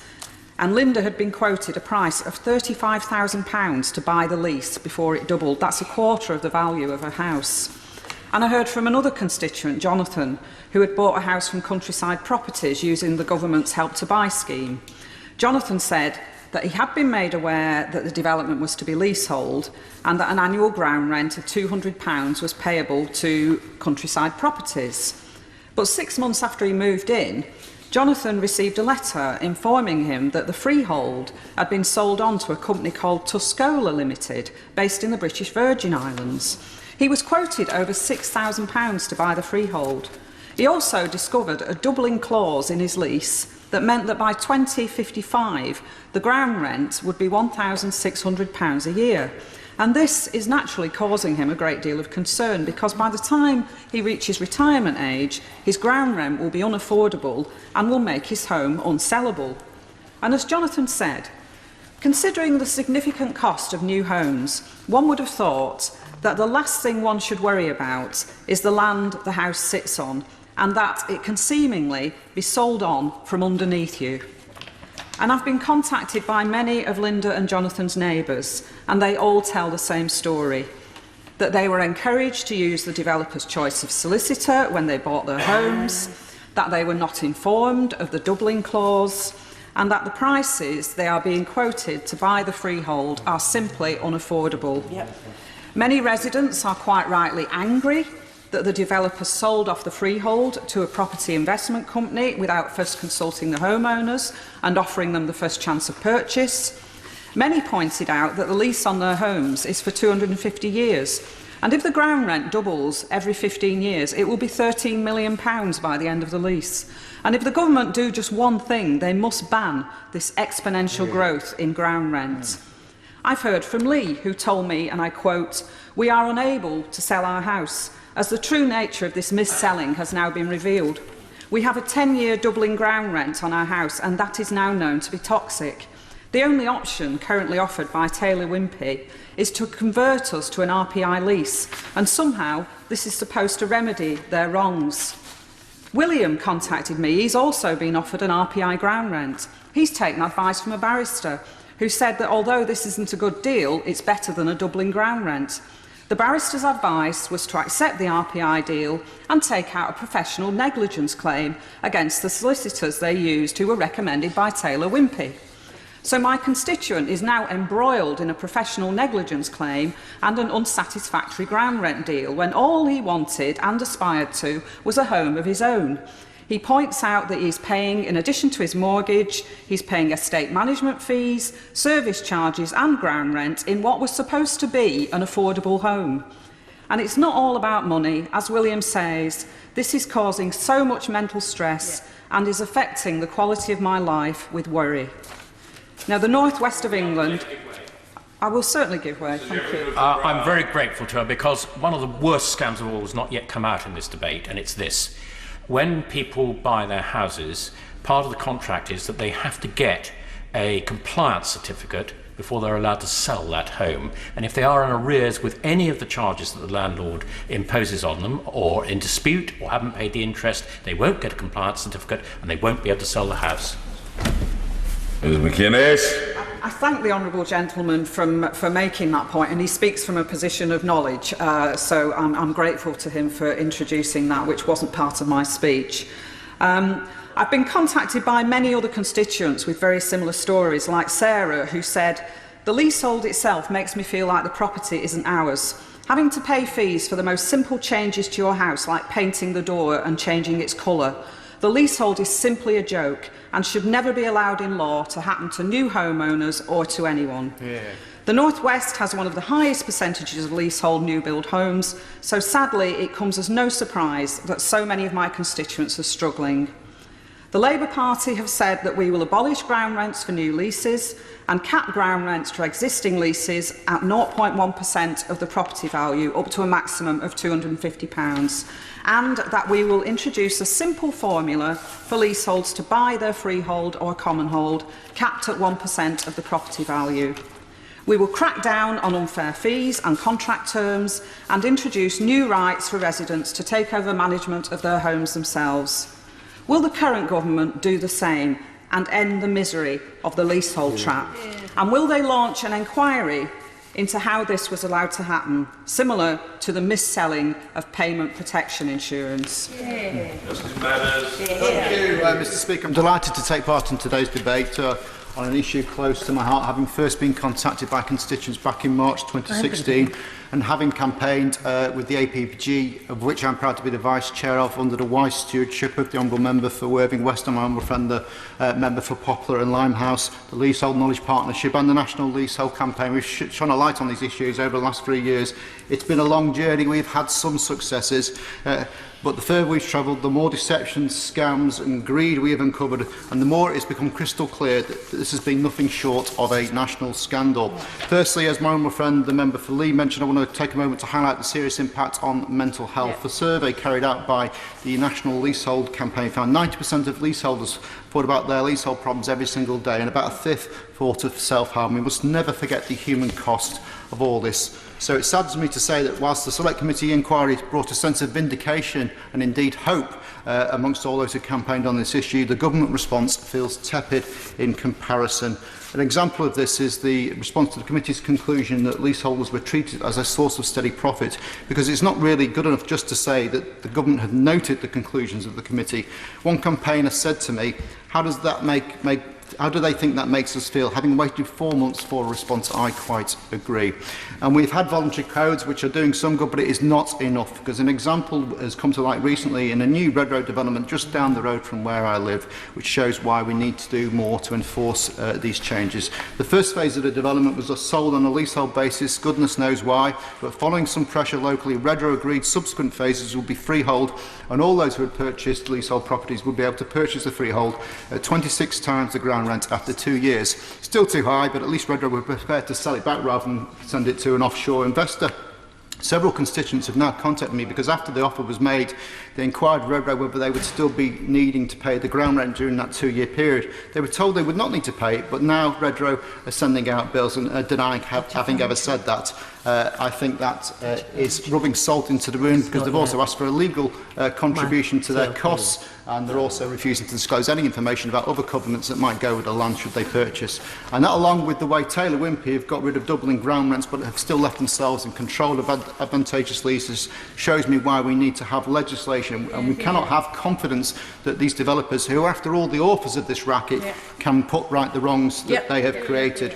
And in that respect, I look forward to hearing the outcome of the Competition and Market Authority investigation. There's plenty of evidence out there for them to conclude that this was a deliberately constructed income stream effort. I've seen many documents talking about leases being optimised. It does seem to me that there was a deliberate strategy here.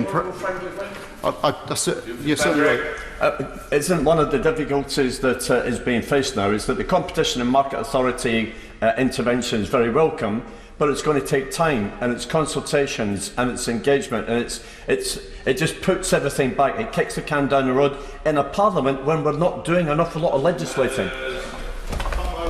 For his intervention, he's absolutely right. I don't see that we need to wait for the Competition Markets Authority investigation to conclude before we come up with tangible legislation to help leaseholders now. I think it's important that investigation is carried out, because I think it will shine a light on wholesale practices. I mean, some of the evidence I've seen, CBRE market review of 2013 said leases have been optimised in terms of rent review clauses, notice fees and other provisions to maximise freehold sale receipts for developers. They talked about soft income being generated from insurance premium commissions, service charges and franchisement premiums. There is clearly an industrial scale racket going on here, and it is absolutely important for the future of this industry that we actually get to the bottom of who's responsible and make sure that they never get the chance to do it again. And perhaps most concerningly in this respect, evidence has emerged of what are described as forward purchase agreements. This is a contract between an investor and a house builder to acquire a scheme before the individual units have been sold off on long leases. These agreements can often be in place as construction is ongoing or even prior to commencing it. It would be interesting to know which developers had forward purchase agreements in place prior to the completion of their developments, because if they did, they surely had a responsibility to inform the prospective leaseholder prior to making their purchase that such an agreement was in place. Instead, what we've heard from constituents is that they were told the exact opposite. They were told freeholds would be available to purchase after 2 years. Was this a deliberate deception? What did the sales staff know? Just how deep does this scandal run? For those reasons and more, we need a fully independent inquiry into the whole scandal, so those responsible are held to account for their actions, and that we get a house building sector that works for everyone and not just for themselves. Sorry, I'll take one more intervention. Thank you. I thank the honourable member for his contribution thus far. One of the areas that has not come out during this debate, however, is the excuse that's used by developers on the use of common areas that need to be built on or utilised for the common purposes of all the houses in the development. Does the honourable member agree with me that actually that scandal needs to be exposed as well? Thank the honourable member for his intervention. He's absolutely right. That's an excuse. When I was growing up, the common areas were usually run by a body called the local council, and there would be rates or council tax paid to cover the costs of that. And I think we absolutely need to look at the way that's been developed over recent years. Again, it's all about maximising profit. So I appreciate we're pressed for time, so I will conclude, Mr Speaker, by making a direct plea to the Minister opposite, because I believe if the government are serious about ending the abuses in the leasehold sector, they should adopt, of course, my party's proposals to allow leaseholders individually or collectively to buy their freeholds under a fixed formula to pay the landlord similar but not identical in a way to my 2017 private members bill. They could cap existing ground rents at £250 per year or at 0.1% of capital value, whichever is the lower. They could cap the cost of buying the freeholds at 1% of the capital value, or they could just do it on a multiple of the ground rent. I'm not precious about my private members bill. I just want to see something done. I want to see anything that gets us to a place where existing leaseholders find a way out of this, because there are many things that can be done, there are many things that need to be done, and there is no reason why we cannot get on with those things now. This Parliament's been stuck in a rut for months now because the government has actually lost control of the chamber. But if they came forward with proposals along the lines that we've been talking about today, there is no doubt that they would find more than enough support across both benches so we could get this on the statute book as soon as possible. Real, tangible laws that could offer help and hope to the many thousands of people still stuck with toxic leases. So I say to those on the government front bench, wait with us now and let's end this scandal now, once and for all. Brown. I'm grateful, Mr Speaker. The issues that colleagues have been raising across the chamber today, they're very familiar to my inbox. My constituents have been affected by exactly the same issues, and I want to tell a couple of stories to illustrate that. Mary told me that she was really lucky to be able to buy and move into her flat in 2013. Since then, her joy has been marred by the failings of the freeholder year after year after year. Service charges have increased 33% in 5 years, with no change in the frankly dire service that is provided. Mary and other residents pay £4,500 a year, but must deal with broken lifts that haven't been fixed for months at a time. Disabled residents have had to move out of the block.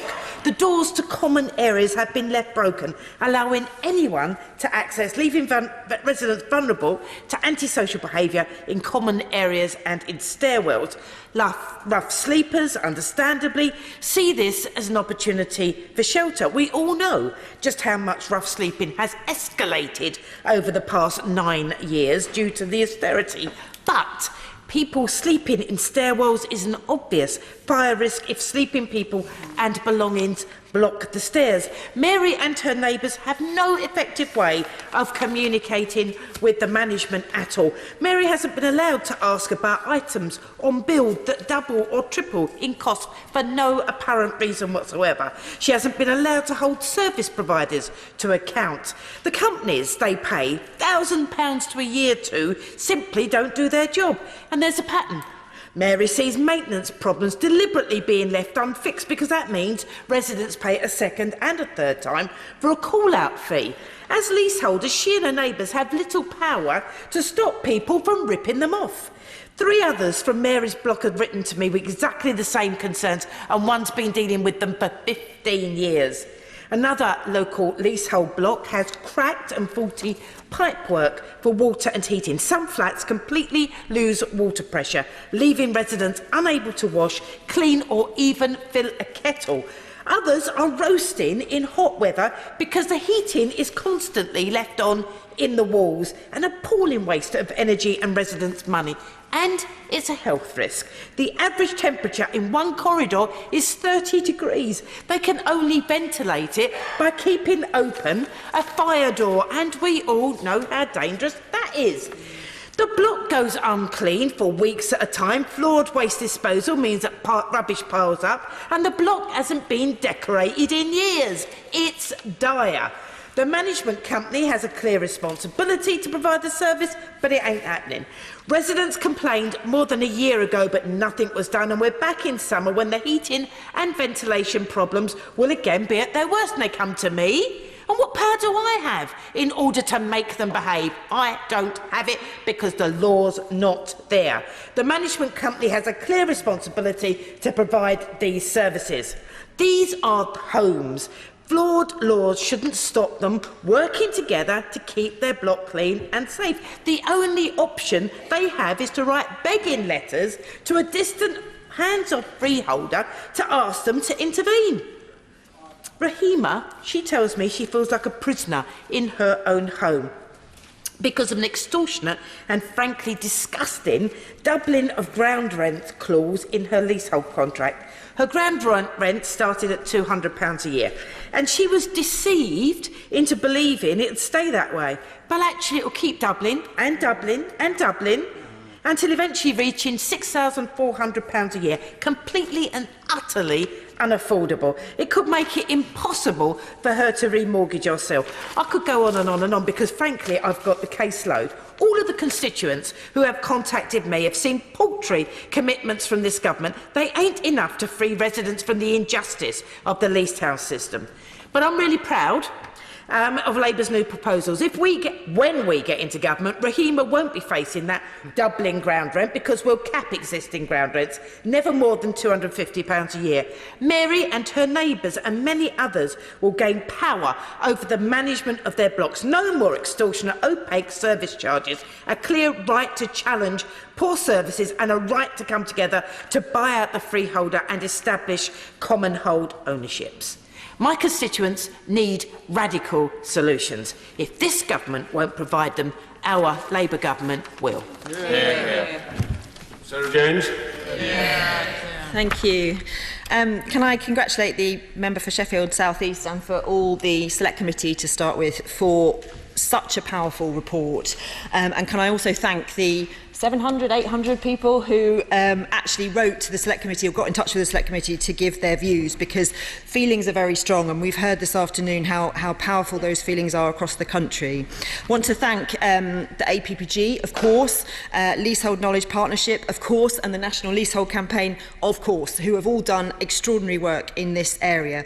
I also want to pay tribute to all the members here today who've spoken, but I think perhaps in particular to the members on the opposite side of the House, because it's not a comfortable thing necessarily to stand up and call for action from your own government, and they've done that very well and with dignity and with great conviction. I think that some of the stories that we've heard today, we've all heard many times, and I think really the time has come now to act. 1 in 4 homes in this country are leasehold homes, which means that millions of people, up to 6 million people, have basically bought homes that they think they own, but actually they don't. We've seen horrific cases of people trapped in homes they can't sell, people being ripped off with extortionate service charges, and people being threatened with eviction for absolutely no good reason. No other major economy has this feudal-style system. They have all moved away. Every other major economy has moved away from leasehold and towards fairer and more transparent systems of ownership.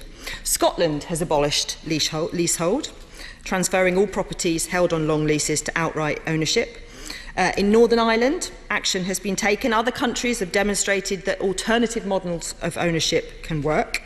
There are co-op models, the Australian system, which has spread to other countries, Canada, New Zealand and Singapore. This is being done everywhere else and not in the UK. So the Labour Party this week, on this side of the House, announced a policy that will bring leasehold into line with every other major economy. And I brought a copy here today. We don't have very many printed copies, but I've got one here for the Minister, because I think she hopefully would appreciate reading it. We talked to the Law Commission. We spent a lot of time listening to the debates and reading the report from the Select Committee, listening to the APPG, listening to the campaigners. We talked to property lawyers. The policies that we have here are comprehensive and are sensible, and I think they are worth looking at by the government. There are two parts of it. The first is, what do we do with new leasehold properties going forward? And of course, there is no argument at all to have new leasehold houses, and also we should be looking to abolish new leasehold flats as well. And the second part of the package, of course, is to help those up to 6 million people who are living in leasehold homes right now by giving them new rights and saving them thousands of pounds.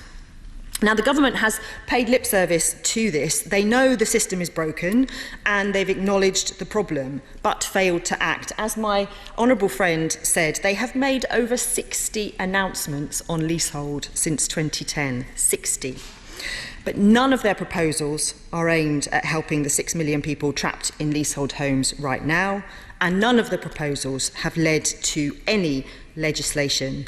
Going beyond that, as has already been mentioned, they are actually propping up the system. The number of leasehold homes is increasing, and £1 billion of Help to Buy money has gone directly to new leasehold homes, and that is nothing less than a scandal, Mr. Speaker. So, under our proposals, as the member for Hayward and Middleton said, we want to end the sale of new leasehold houses with direct effect and legislate to end the sale of new leasehold flats. We want existing leasehold home buyers to be able to buy the full freehold ownership of their home for no more than 1% of the property value. Where does the 1% figure come from? It's one of the suggestions made by the Law Commission. It's well evidenced and we think it could work. We would end ground rents for new leasehold homes and cap, as has been said, ground rents for existing leaseholders at 0.1% of the property value up to a maximum of £250 a year. Again, where does that come from? The Select Committee, and one of the backbenchers from the Conservative side has introduced a private member's bill on this as well. So again, it's well evidenced and we think it's sensible. We would give new rights to empower leaseholders to hire and fire their managing agent, or to take over management of their homes themselves, and really importantly, crack down on those unfair fees and contract terms by publishing a reference list of reasonable charges, not dissimilar to that which the government introduced in the tenant fees bill. We could have a similar system. And we want to see transparency, which we would introduce on service charges, and give leaseholders a right to challenge rip-off fees, which, as we've heard, is complex and difficult and expensive. Mr. Speaker, we on this side of the House think that the argument that whenever parliamentary time allows to act on this after nearly 10 years of a Conservative government is unacceptable. As the member on the opposite benches pointed out at the start of this debate, this feudal system has been in place since around 1,000 years ago. parliamentary time should allow, after a problem that has existed for 1,000 years, for us to act. And as my friend said, if that legislation was introduced by the government, we on this side of the House would support it. The Minister's own backbenchers would support it. So I would end my contribution with a series of questions that I'd be really grateful if the Minister would answer. Does the Minister recognise that we're the only developed country in the world which has failed to move away from the feudal leasehold model? Does she accept that the number of leasehold homes has gone up and is still going up? Does she accept that 100,000 people are trapped in unsellable homes because of the leasehold scandal? And if she doesn't accept, if she doesn't accept that figure, what work is her department doing to understand what that number is? What possible reason can she give after the 60 announcements we've already heard and the body of evidence that we've heard of today that legislation hasn't been introduced, and when will that legislation be introduced? And can she confirm that none of the government's proposals will help those up to 6 million people who are existing leaseholders, and what will she do about it? Mr. Speaker, England, only places in the world which has failed to move away from this system. It's time we caught up. Thank you. The Parliamentary Under Secretary of State at the Ministry for Housing, Communities and Local Government to reply. Mr. Speaker, thank you very much indeed. I'd like to thank all the honourable members for their very detailed contributions today. It's an issue that affects so much of England, and nobody can be failed to be moved by the stories that we've heard today. Obviously, I'd like to thank the honourable member for Sheffield South East for raising this issue, and the 18 contributors today. I'm also grateful for the work of the member and chair of the Housing, Communities and Local Government Select Committee, the recent inquiry to this issue. There are over 4 million leasehold properties in the UK, and leasehold tenure allows people to complete the journey towards ownership. As many members will know, the committee's report contained a number of recommendations concerning both existing and future leaseholders. The government has welcomed, considered and responded to these recommendations, and we will now press ahead with our programme of reform. When we first announced our plans to reform the leasehold sector in December 17, we said that we wanted to get the detail right. And this is why we consulted last year on the implementation of our proposals, including the leasehold house ban and ground rent reduction. We received nearly 1,300 responses, many of which were from leaseholders hungry for change. They've also allowed us to fine-tune our proposals, which will remove many of the current injustices from the future leasehold market. We will go ahead with our original plan to reduce the ground rents on future leases to a peppercorn, as opposed to the £10. Through the committee's inquiry and our own consultation process, it's become clear that a peppercorn is clearly understood and is best for the consumer. Peppercorn of zero.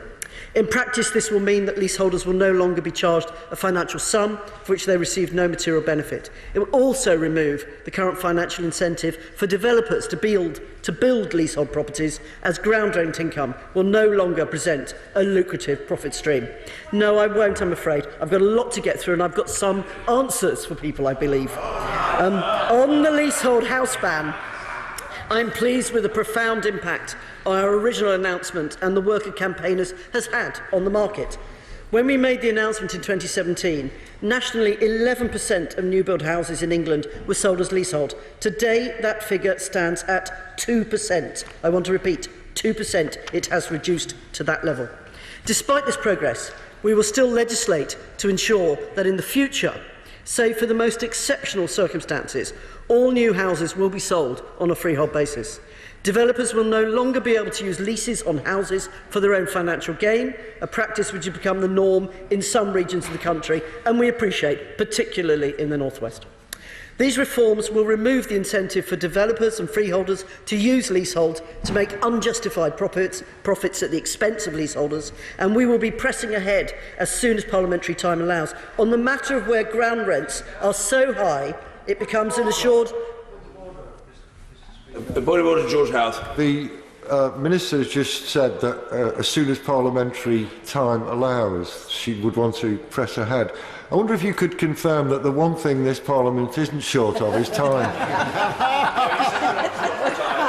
If it were for the Chair to decide, I would happily allocate it to all sorts of worthy purposes, but sadly the powers of the Speaker do not extend that far. The Honourable Gentleman's bidding to increase my power, well, far be it from me to say no. Minister. Thank you very much indeed, Mr. Speaker. Time is rocking on, so I will rush. Ground rents are so high that it becomes an assured short-hold tenancy so that they can be evicted. We've been talking about that today. The government has committed to changing legislation to close this loophole so that a leaseholder cannot be evicted on this basis. Glad to answer that one.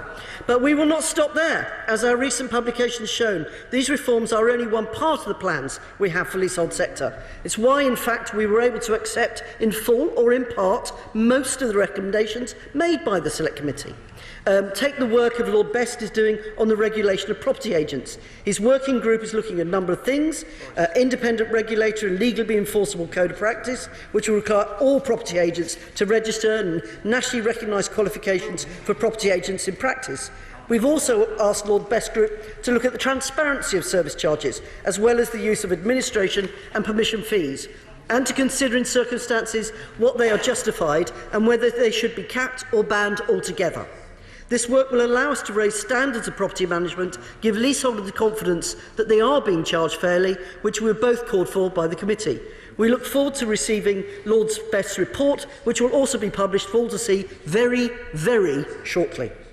And on the subject of charges, it is unacceptable that some residential freeholders are unable to challenge excessive fees for the maintenance of their estates. Under the new legislation, I am happy to confirm freeholders will be given the right to challenge the reasonableness of such fees. They will also be able to apply to the tribunal to appoint a new manager. This will help increase the transparency, accountability and reasonableness of these fees, which is again something in the committee wanted to see. I also understand that members of the committee, many existing leaseholders, want the government to legislate to amend onerous ground rent terms. As I pointed out previously, including legislation to amend existing contracts presents problematic human rights implications. This has been made clear in the recent information put out by the Law Commission. Despite this, I believe very firmly that doubling ground rents are unacceptable and should be varied. This is why we're encouraging the sector to voluntarily vary these leases and show they are willing to solve the problems of their own creation. And I've been encouraged by the response we have received. Our public pledge has now been signed by over 60 leading developers, freeholders and managing agents, and will free leaseholders from the shackles of doubling ground rents. I think I'll move on from that one, Mr. Speaker. I really haven't got time because unfortunately other business needs to be done tonight. I'm also aware that many leaseholders believe that they were missold their properties. Many write to me saying that the leasehold tenure was not properly explained and that onerous terms were not made clear to them. Others were promised that they would be able to buy the freehold for a certain price after 2 years, only to find it had been sold on by an investor in that time. I'm delighted that we have a commitment of action from the Competition and Markets Authority into this issue. They will use their consumer protection powers to determine whether leasehold terms, including onerous ground rents and permission fees, can be classed as unfair, and if the evidence warrants it, the CMA will consider bring forward enforcement proceedings. I look forward to hearing about the CMA's progress, and I hope their work complements the reforms we already have in train. This issue also shows us that better information and advice is needed for potential and existing leaseholders. It's why we've recently updated our How-To Lease Guide, which now gives clear information on what leasehold tenure is, the costs associated with being a leaseholder, and the rights and responsibilities leaseholders have. This will give people a better understanding of what is meant to be a leaseholder. But in the event things go wrong, I want them to receive quality, free and independent advice if they want it. I am pleased that many campaign groups have played an active role in this area, supporting leaseholders who have found themselves in difficult circumstances. I want to specifically thank the honourable members for their work as co-chairs of the APPG in Leasehold and Commonhold, and I'm grateful for their comments. We value the work of LKP and how they work with the department, and I'm also clear that lease is absolutely on the side of leaseholders and their advice has helped many leaseholders understand what it is in their lease. We've heard a lot today about the Law Commission work. This House should therefore be confident that the Government is committed to improving the leasehold sector, and while leasehold as a tenure will continue to be used for flats, we've also committed to reinvigorate common hold as raised by my friend from Harrow East. The Government supports the wider use of common hold, which allow homeowners to collectively own and manage their common parts of a residential building. While common hold works well with other countries, there are currently fewer than 20 common hold developments in Wales. This is due to deficiencies in our legislation. It is clear that reform is needed. For this reason, the Government is working with the Law Commission to make the legal changes needed to see more common hold developments emerge. The Law Commission are currently analysing the responses they've received to a consultation on this very subject, and I look forward to receiving their report. We continue to work with the Law Commission and fund them and look forward to these conclusions. As you can see, Mr. Speaker, we are pushing ahead with our plans to improve the system for leaseholders today and tomorrow. We will create a market that really works for consumers, one that is fair and simple and transparent. We're taking action now to ban the sale of leasehold houses through the Help to Buy programme. Homes England will negotiate contracts with all Help to Buy developers to explicitly rule out the building and selling of leasehold houses, except in the very limited circumstances, and this is justified. On the 2nd of July 2018, the Secretary of State announced that no new government funding schemes would be used to support the unjustified use of leasehold for new houses, and this includes the new Help to Buy scheme from 2021. But that announcement alone has brought down the 11% of sales to 2%. The Honourable Lady from Newcastle Central talked about her issues with the St Mary and Magdalene Trust. I'm very sorry that my letter to her obviously hadn't arrived by the time that she'd written that speech.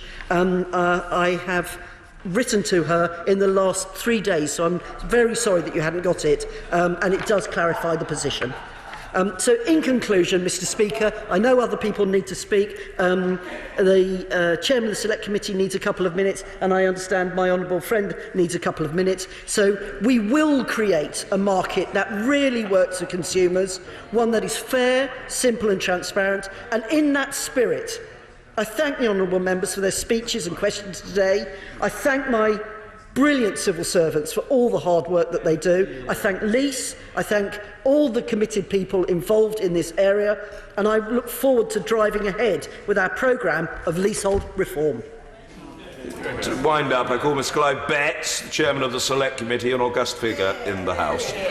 Well, none about that, Mr Speaker, but certainly I thank all members who've made their contributions today, and particularly thanks to those who've, I think all of them, who've expressed support for the Select Committee's report. I will pass those kind words back to all members of the committee, and particularly to our excellent committee specialist, Nick Taylor, who's done so much work for the committee on this particular issue. The Minister said we were going to get answers. I don't think any of the answers went beyond what the government's already said. And I think the clear message to the government today is that what the commitments they've made so far don't go far enough. There needs to be further action. And while we look forward to the reports from the Commission on Markets Authority, the Law Commission, from Lord Best's review, there's a number of very key matters that do need addressing, and it would be helpful if eventually the government could get round to saying, yes, we're going to do them. There's the need to end onerous ground rents, not just by voluntary agreement, but legally. There's a need to end permission fees, onerous permission fees, not just on new properties, but existing properties. The introduction of a clearer and simpler enfranchisement regime. Action for clarity and transparency around service charges and the process of buying leasehold properties. Improvements and promotion of common hold as the primary means of tenure for flats, and finally, for heaven's sake, an end for forfeiture. If anything goes back to the feudal age, that's it, and that would be a clear symbol that we're going to have real action in this area. Well, the question is, as on the order paper, as many as have that opinion say aye. Of the contrary, no. I think the ayes have it. The ayes have it. Order.